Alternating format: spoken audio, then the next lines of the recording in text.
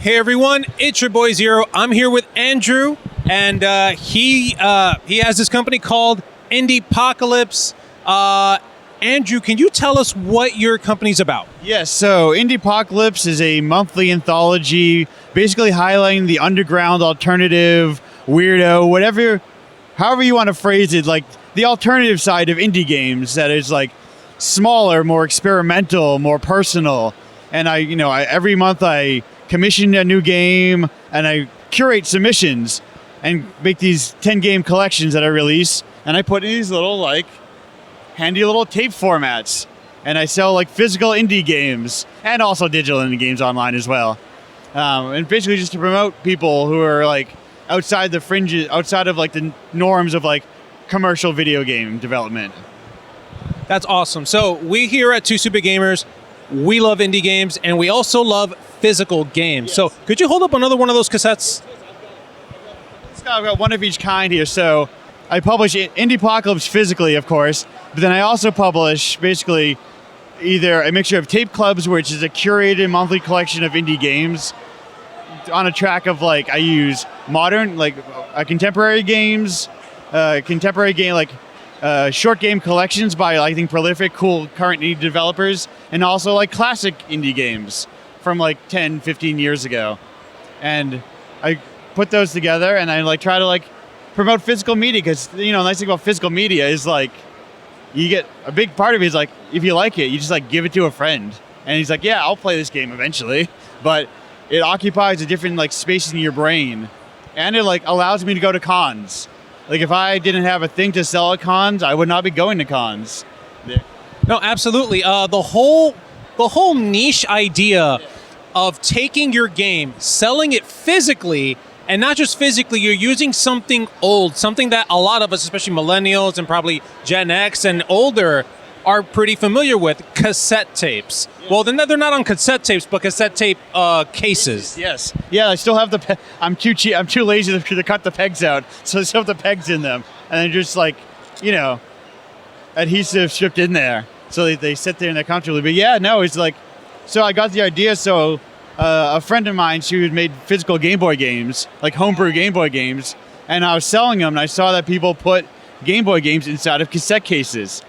And I was perfect format for what I need, because I need something that has this, vertical form factor to match the covers, and something that is also simple and easy to make, easily reproducible, because I wanted to catch on as a physical form factor for indie devs.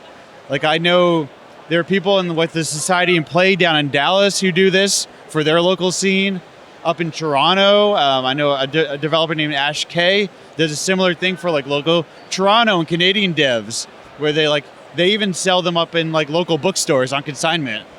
So trying to get indie devs into stores again, and bring it back to outside, the infinite noise of the internet is hard for all artists, and trying to find small little spaces, I think, is a handy way to get your games out there, get your art out there. Same conventions, there's thousands and millions of indie games, but there's 100 of us here maybe. And that helps soft curate stuff for people. No, I agree. Especially when you have awesome cover art. Yes. So go ahead and pull up one or two of your favorites that you have available right there. Yeah, so I know I walked away. Yeah, so this is my absolute favorite one, so that's why I have it printed out here. Yeah. And this is also another current recent favorite. So the cover artists are all non-game developer artists. So they're painters and illustrators and animators, because I want to cross-pollinate the art forms and not feel it's so insular to game dev. So then I reach out, and as you can kind of tell, I tell them what the project is to include the title Indiepocalypse, but then otherwise just do whatever they want. So they have in the way that the games are meant to highlight the creative freedom game developers can have, I want to give that same creative freedom to artists who are making the covers. Also, it'd be so impossible for them to try to nail down what the 10 games are. No, absolutely. So now let's talk a little bit about the games themselves. Yes. So you say they're more experimental. Yeah. You say you kind of just let the developers do what they want. Could you describe one or two, maybe three of these games, so that the people can understand what you mean by that? Yeah. So So the game I'm demoing right now is Whiskey Stones, which is like, it's a short, like it's a score attack game where you are racing around a spirit Christmas and getting last minute gifts of the perfect gift of Whiskey Stones. So like, and that's like a short, like it's a 3.5 minute game. What you see is what you get. That's the whole game. And so I wanted more space for arcade games like that. But then like a recent game by a developer by the name of Komitsu had made a game where you're just like kicking a rock down the street while it talks to you. And like, that is the entirety of the experience. And like, I want to have more space for like very alternative experiences that are like games that aren't about like where you cannot win, like they'll end, but they're not like the assumption that games are inherently like skill test sort of things. They're like, it's an artistic interactive medium. So a lot of games are just like, there's one of my very early favorites from like issue 3, I believe, that kind of like made me realize, oh, this is a thing that's going to work. It's a game called Conurbation by a Brazilian dev named Kaique Assis. I think I have that right. And is Kaique. I always forget because my Portuguese is not great. It is his audio, visual, like intense experience about urbanization. So it's just like you're entering it, like you walk from this field to a city, and it's this harsh red light. It's just loud, bustling sound. And it's like you are just moving through this and like creating experiences that like in the way that games can, where like even it's like a kinetic novel where you're just like clicking text forward, there's no choices. That is still like in clicking, you are interacting with the piece and making those choices. And like I think I want to highlight like games outside of the norm of like challenge-based, skill-based kind of like progression-y. Right. The way I think of it. We're like games where you're a little guy who runs around and collects points, basically. I love them, but there are other games too, and I want to be able to highlight, like that's like my usual focus is like games outside that norm and artists who are working outside of that field. That's amazing. We love the creative process. We love indie games, especially when like they're getting really, really granular and trying to make new things. That's usually how you get really amazing, timeless games. When you're allowed to experiment, when you're allowed to try new things that haven't been done before. Heck, yesterday when you showed us that game about kicking rocks, I thought to myself, that's hilarious. Now when you insult someone and tell them go kick rocks, they can just play that game. Right. And like, it's so easy to forget that like things that we think of as classics, like were not classics 10, 15 years ago. Like, they're huge now. But like back in the PS1, basically until Dark Souls came out, FromSoft was the king of the 5 out of 10 review score, you know. And now they're thought of as like this premier developer. And stuff like art gets reevaluated over time. Like sometimes like it's truly that situation where you aren't ready for it yet, but your kids are. Your kids will be, you know. And that like games are in that field too. Absolutely. Games are art. Let's not lie about it. There's countless people, whether you're a coder, whether you're a texture artist, whether you're a background artist, anything like that, you're making art. And again, it changes over time and people's tastes change over time.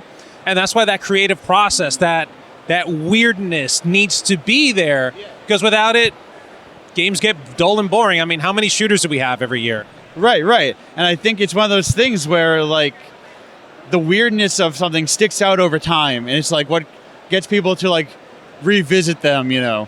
It's what gets people back to visiting like, you know, things like Moon and Tulip and all like Love to Lick and Punchline stuff, is that they are like, you know, they're rough around the edges. They're maybe like weirder, more difficult experiences, but like when you come back, there's still not much that is like Tulip, you know.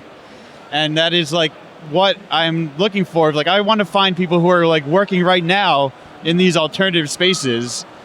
And especially where like funding, and this is not a games problem, this is an art problem in general, where like funding is either like nothing or $1 billion.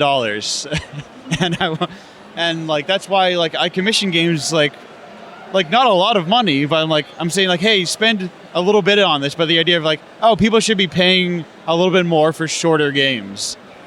And so because that's like do not get into the long history of game development, but like a lot of like the prominent game like developers and directors that have been around forever started on small projects because that's just what games were back then. And it allows, but we don't have, studios aren't making small projects anymore. They're just like, got to make it big, got to make it a live service game, you got to make it a game that we can play forever. And I'm like, hey, I like 5-minute long games. Sometimes a game doesn't need to be 5-10 hours long, and especially they don't need to be live service. Not all of them. So again, this is a breath of fresh air for us, seeing physical games, indie games, experimental games, all in a little USB. So they come like 10 in a USB, right? Yes. Yeah, Indiepocalypse, 10 developers for at least 10 games. Sometimes the developer will include like 2 or 3 games, but basically 10 games per USB. That's awesome. And where can people find you online? Either your digital storefront, or do you have like a physical storefront? I do not. Like there is a part of, if I had a physical space, I want to buy a vending machine that just has indie games, like one of those curly style, and I just visit it every couple of weeks and restock it, but I do not have a physical space to put it in yet, so I have not made that jump.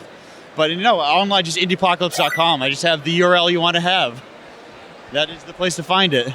Excellent. Well, be sure to check our description. We're going to have the URL for his Indiepocalypse website. Go visit his itch.io, right? That's where you sell your... Same thing, too. I sell through itch and I sell through my own website. Excellent. So go ahead and check out his itch.io. Check out his website. Try some of these games. They're pretty awesome. And thank you guys for watching. If you enjoyed this video, slap the like button, mash the subscribe button. Let us know what you thought about this. Have you tried any of these games? Do you also like small games? Let us know. Thanks for watching. We're here at Play NYC and Anime NYC. Stay tuned for more awesome content.